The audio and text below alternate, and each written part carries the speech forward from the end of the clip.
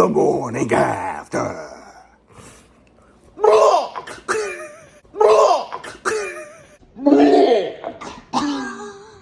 Okay, listen.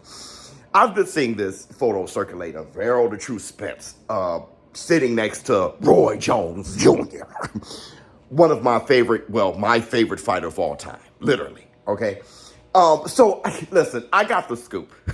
I got the scoop. I saw the picture. I didn't want to speculate, so I reached out to a strong source. He just got back to me this morning, and I'm talking about strong source, like Osterine source. Like Ryan Garcia's left hook on Osterine. All right, I'm done trolling. I'm done. Source, okay? Okay, first, before I even tell you guys what's going on, all right? Roy Jones Jr. as a trainer, well, here's his philosophy. Roy Jones don't tell you to do what Roy Jones do. He opens your envelopes so you can do whatever you need or whatever you want to do. So if you want to make it look kind of Roy Jones-ish, it probably could, but it's not what Roy Jones does. It's what Roy wants you to do.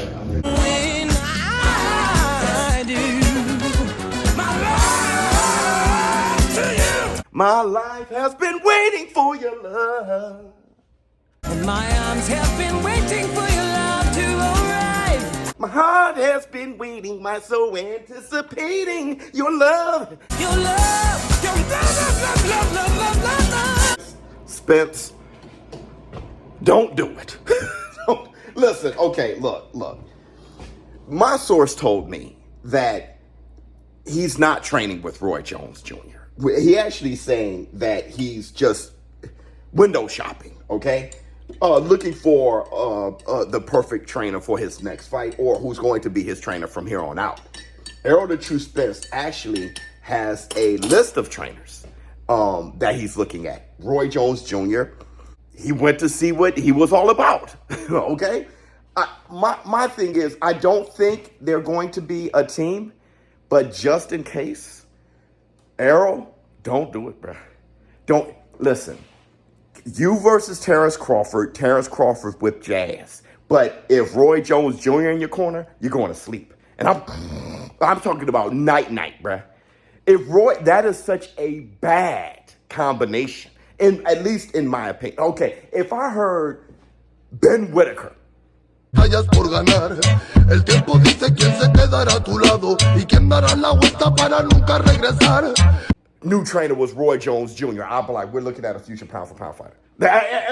Listen, bro, if Ben Whitaker's, listen, my new trainer is Roy Jones Jr., I'd be like, we're looking at the next pound-for-pound fighter. But Errol Spence and Roy, that doesn't mix well.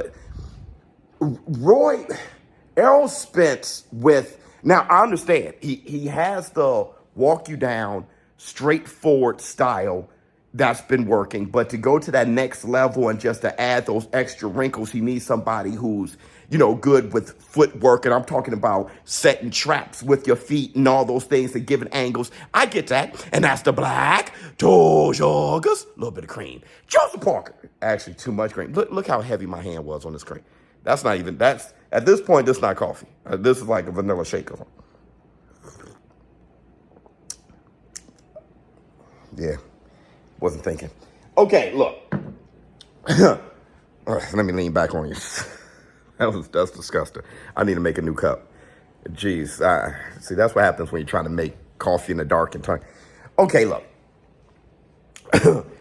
Errol Spence, I think Ben Davison, would be good with Errol, because Ben Davison working with AJ, who just got done working with Derrick James. So, and you saw how good AJ's been looking. So that'll be a good, like another guy who's been working with Derrick James, and what Derrick James kind of set in his fighters, and with your experience with AJ and being a fantastic fighter when it comes to angles and distance and all those things, and able to, add in your approach to boxing with that type of foundation. And I know AJ wasn't with Derrick James for long. I'm just saying AJ, the way he fights was easy transition for Derrick James as a trainer. So what I'm trying to say, Ben Davison, what he's been doing with AJ has been phenomenal. And I think Ben Davison is one of the better trainers. I like him for Errol. If not him, and you don't want to go, overseas and all that stuff, or have him come to you or anything, Calvin Ford, man. I've been saying it. Calvin Ford, look, Errol Spence showing that he still has that great relationship with Javante Tank Davis, taking a picture with him and all those things. They're already family. Errol Spence with Calvin Ford, the relationship would be easy, like the friendship and just being in that type of camp. Their aggressive and violent nature is great for Errol Spence because he's like that. Also, Calvin Ford, what he's been doing with Tank, if you look at Tank, knowing when to tank, when to be patient, when to be aggressive even on the retreat, to be aggressive when somebody's firing off, and how to be defensive. You know what I mean? I think Errol Spence can use somebody like Calvin Ford. I think that is a perfect matchup, Errol Spence. If you're listening, I'm pretty sure you are because you watch everything. Errol Spence, to me, he's a great. I think he's a great welterweight. And he was just exposed by Terrence Crawford when it comes to stylistically. What was exposed was somebody of the ilk of Terrence Crawford with the athleticism, IQ, hand-eye coordination, all those things. He was just a target. He was a target who was rugged, who can go forward. Errol Spence was definitely rugged, all right? And he was trying to be as textbook as possible, but he's not really defensive, duck it down, exposing his head, stuff like that. Calvin Ford, I think, can work with those things, especially I think he'll have him fit pretty good for a Fundora fight. But Roy Jones Jr., let me know how you all feel in the comments below. ShowBizz the Adult. I will not be doing a live commentary. I want to say this, though, about the giveaways. Let me know what you think about this, okay? We're already at 300,000. We're like right at 300,000, somewhere around it.